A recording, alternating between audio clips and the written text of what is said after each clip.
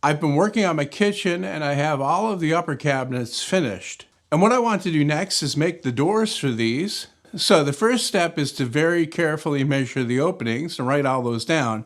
And from there, I need to break them down further into the size parts that I need to build these doors. And since most of the doors are a different size, you really need to keep track of that so that when you're ready to put them together, you're not short a piece or two. There are a lot of steps involved in changing rough lumber to a finished cabinet door. And the first is to cut the pieces to rough length. And then I can mark on there the individual pieces that I'll be able to rip from it.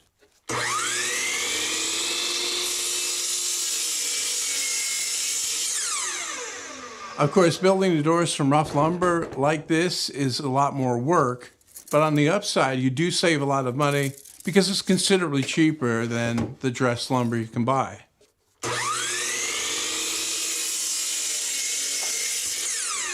After I had all the rough parts cut out, I rechecked my numbers to make sure I didn't miss any.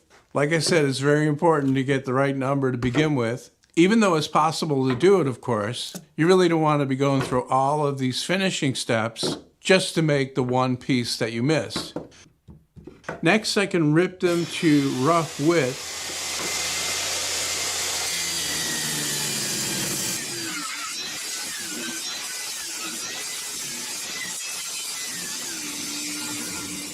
And then after I have that done for each individual piece, I'll mark the length on the end.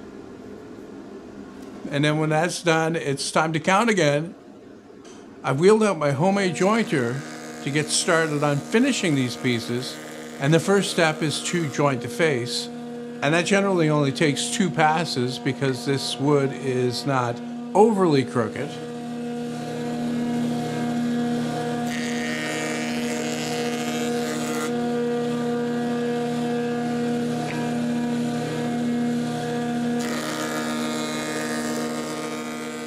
I did that for all the pieces before moving on to the next step. And for that, I need to pull out my thickness planer and set that up. And what I'm doing here is I'm planing this wood down to the final thickness.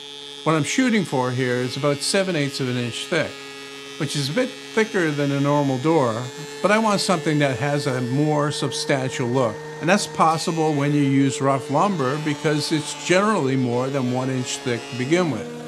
And when I have the faces jointed, I can put it up against the fence to joint that edge 90 degrees.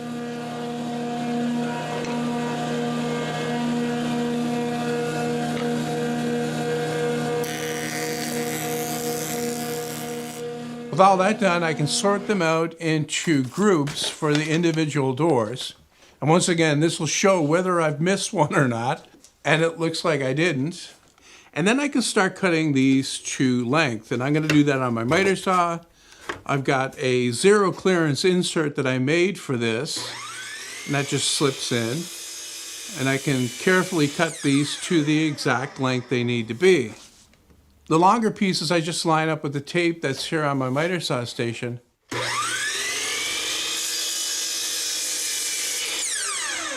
But for the shorter pieces where I have more than 2 to cut, I'll take the time to set up my telescoping stop block.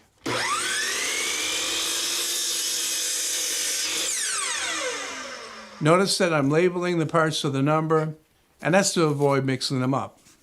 With all of the parts prepared, I can move on to assembly, and this is where a lot of people are going to start scratching their head because it doesn't look like this is ready to assemble.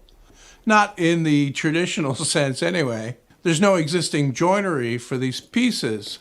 Since I'm working with a less than precision table saw, I decided to take a different route for making these and putting them together. And it starts with just gluing the stiles to the rails. And I'm doing that 3 doors at a time, and I cut out these little C-clips from a 2x4 that clamp over the parts and keep them in line with each other while the glue dries. After I got the first one together, I got a little bit more efficient with the process, as expected. When you have a lot of things to put together, you usually get really good at it right before you finish. Because that C-clip that holds the faces in line covers the edge, I really can't see if the parts are lined up properly. So I'm putting a little mark on there across the joint before I put it together, and that'll be visible as I glue it up.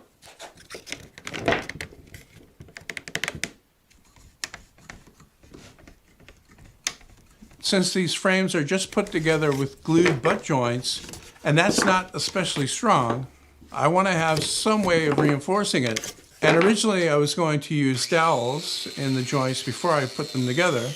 And then I thought about making splines to cut on a table saw, but what I finally settled on was something that is so easy to do.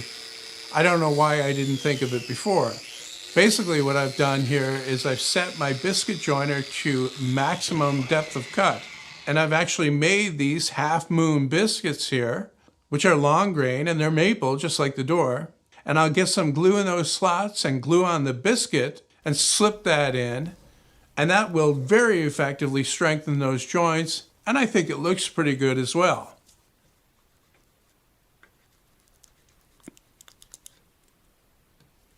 And while the glue was drying on the last three, I got started on what I'm calling the reveal trim.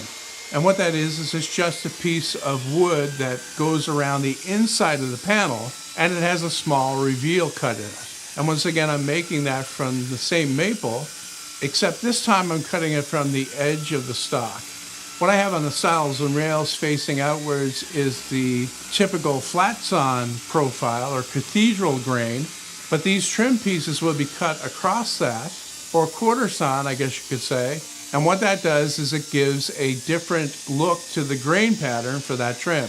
It's not a huge difference, but it does distinguish it a little bit. And I think it may be visually interesting. We'll see.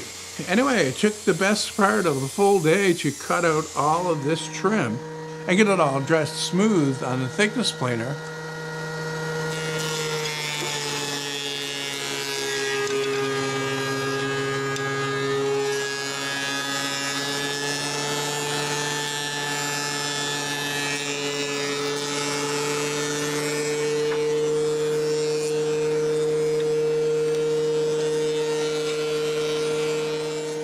And then I still have one step left to do, and that's to set up my router table with a rabbiting bit to cut that small reveal. I could have done this on a table saw, but it wouldn't give me as clean a cut as I'll get here on the router table.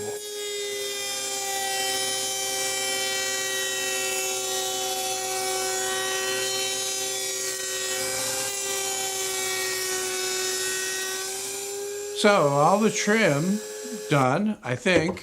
In actuality, I did miss one piece, which I had to go through all of that process again, like I talked about before.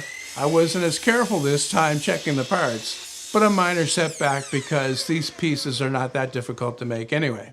So the next fun activity is to cut these pieces of trim with miters on the end.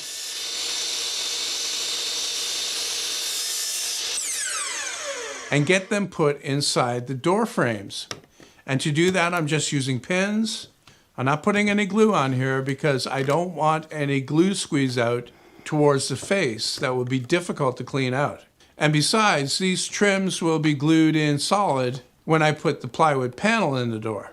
So anyway, I'm using 1 1/4 inch pins through the edge, and I'm using them very sparingly. Only 1 or 2 or maybe at most 3 per piece. And the beauty of these pins is that they don't leave a big hole, so it's very easy to conceal. Most of the time you really don't need to do anything with it because nobody looks that closely at a door. Not normal people anyway. Woodworkers do, but we're not normal. Occasionally though, the nail will do something funny and curl out the front, which is very aggravating. But I've got a reasonable fix for that. I can reach in there with a 1/4 inch chisel and cut through most of that pin and then pull it out with the vice grips. And it does leave a couple of very small holes there, but I can repair those with filler and sand it, and chances are you'll never see that once the doors are finished. So with all of the trim cut and installed in the doors, I'm ready to move on to the next step, which is to cut the plywood panels that will fit in each door. And I'm using 1/2 inch maple plywood for this. And the thickness of the trim that I added when it's flush to the front of the door makes it so that the plywood panel is recessed just slightly at the back. Now I do have to be careful to make sure that the plywood panels are cut as precisely as I can, but if there is a gap, the trim will cover it on the front, of course. The only place you'll actually be able to see it is on the back of the door.